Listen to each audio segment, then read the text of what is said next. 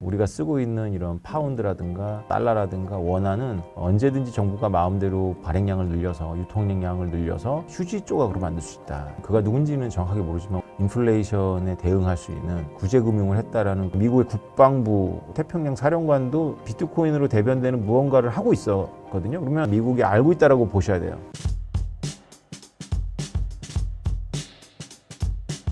작가님은 다가올 상승장을 준비하면서 장기 보유 중인 비트코인을 어떻게 관리하고 수량은 어떻게 늘려가고 계신가요? 그리고 비트코인을 장기 보유할 때 가격과 보유 수량 중 무엇을 더 중요하게 보시나요? 저는 앞으로 다가올 상승장에서 큰 차이를 만드는 건 당연히 가격도 중요하지만 결국 얼마나 많은 비트코인을 보유하고 있느냐라고 생각합니다. 제가 요즘 스테이킹에 관한 주제로 영상을 올리고 있는 오태민의 스테이킹 비하인드 채널에서 자주 받는 질문이 하나 있습니다. 지금 영상을 보고 계시는 분들도 비슷한 궁금증이 생길 수 있다고 생각하는데요. 바로 보상률이 이렇게 높은데 정말 믿어도 되는 건가요? 하는 궁금증이실 겁니다. 사실 저도 처음에는 같은 생각을 했습니다. 오히려 관심보다 의심이 먼저 들었습니다. 이 정도 수익률이 가능하다고? 혹시 내가 모르는 위험이 있는 건 아닐까? 그래서 저는 바로 이용하지는 않았습니다. 먼저 국내 서비스부터 살펴봤고 해외 플랫폼도 비교해 보면서 어떤 차이가 있는지 하나씩 확인하기 시작했습니다. 이 과정에서 제가 느낀 흥미로운 점은 비교를 계속할수록 공통점이 하나 보였습니다. 바로 많은 사람들이 가장 먼저 보는 건 보상률이었습니다. 몇 퍼센트를 받을 수 있는지, 어디가 더 보상률이 높은지만 비교하는 경우가 대부분이었습니다. 하지만 저는 오히려 숫자를 보기 시작한 순간부터 의심이 더 커졌습니다. 왜 이런 보상이 가능한 거지? 이 수익은 어떤 방식으로 만들어지는 거지? 이 질문에 답을 찾지 못하면 저에게 아무리 높은 보상률도 의미가 없었습니다. 이때부터 비교하는 기준도 자연스럽게 달라졌습니다. 수익률은 가장 마지막에 확인했고 그보다 먼저 운영 구조를 살펴봤습니다. 누가 운영하는지, 관련 정보는 공개되어 있는지, 예치와 출금은 안정적으로 이루어지는지, 보상은 실제로 꾸준하게 지급되고 있는지 저는 이런 부분을 하나씩 확인하면서 검토해 봤습니다. 그 과정을 거쳐서 제가 선택하게 된 곳이 니어 프로토콜 생태계를 기반으로 운영되고 있는 니어 스테이킹이었습니다. 제가 니어 스테이킹을 선택한 이유도 단순히 높은 보상률 때문은 아니었습니다. 직접 자료를 찾아보면서 운영과 관련된 기사 정보와 공개된 내용들을 확인했고요.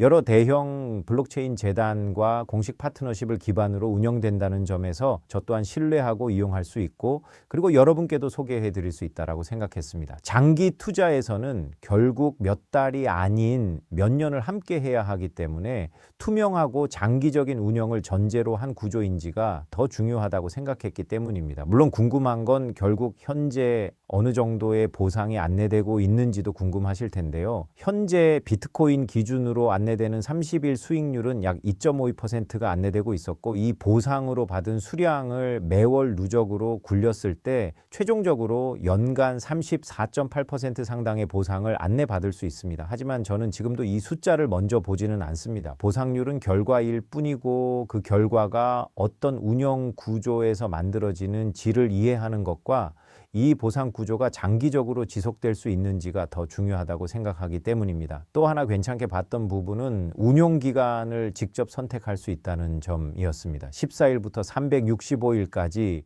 투자 계획에 맞게 다양한 전략으로 선택할 수 있기 때문에 본인의 투자 기간에 맞춰서 운용할 수 있다는 점이 괜찮은 장점이라고 생각했습니다. 저 역시 처음부터 큰 금액으로 시작하지는 않았습니다. 먼저 직접 이용해 보면서 예치 과정은 정상적으로 진행되는지, 출금에는 이제 문제가 없는지, 보상은 안내된 내용대로 지급되는지를 하나씩 모두 확인했습니다. 그리고 그 과정을 직접 경험한 뒤에야 계속 이용할지 결정했습니다. 저는 이 순서가 가장 중요하다고 생각합니다. 결국 자산을 운용하고 맡기는 결정도 그 책임도 모두 본인에게 있기 때문입니다. 그래서 스테이킹을 고민하고 계신다면 높은 보상률만 보고 결정하지 마시고요. 운영 방식은 어떤지, 실제 이용 과정은 안정적인지, 그리고 내 투자 계획과 맞는 하는 서비스인지까지 함께 살펴보셨으면 좋겠습니다. 물론 제가 선택했다고 해서 모든 분들에게 같은 선택이 정답이라는 뜻은 아닙니다. 다만 충분히 확인하고 비교한 뒤 결정하는 습관은 어떤 투자에서도 꼭 필요한 과정이라고 생각합니다. 저는 앞으로 다가올 상승장에서 투자 결과에 큰 차이를 만드는 건 결국 가격만이 아니라 얼마나 많은 비트코인을 보유하고 있느냐라고 생각합니다. 제 말을 듣고 아마 이런 생각이 문득 드실 겁니다. 이미 투자할 만큼 투자해서 추가로 넣을 자금도 없는데 여기서 비트코인 수량을 어떻게 더 늘리나요? 라는 거죠. 저는 추가 매수를 해야 한다고 말씀드리는 것이 아닙니다. 지금처럼 시장이 충분한 조정을 거치고 바닥을 다져가는 구간에서는 무리하게 추가 자금을 마련해서 계속 매수하는 것만이 방법은 아니라고 말씀드리고 싶은 겁니다. 우리는 여기서 이미 보유하고 있는 비트코인이나 다른 디지털 자산을 가만히 보유하고만 있는 것이 아니라 보유하고 있는 시간까지 활용하면서 추가 자금 없이 보유 수량을 늘려가는 방법도 생각해 볼 수 있습니다. 저는 앞으로 그 상승장을 준비하는 장기 투자자라면 이 차이가 굉장히 중요해질 수 있다고 생각합니다. 가격이 언제 움직일지는 우리가 결정할 수 없지만 그때까지 내가 가지고 있는 자산을 어떻게 활용하고 얼마나 많은 수량을 선점하고 확보해 둘 것인지는 지금부터 선택할 수 있기 때문입니다.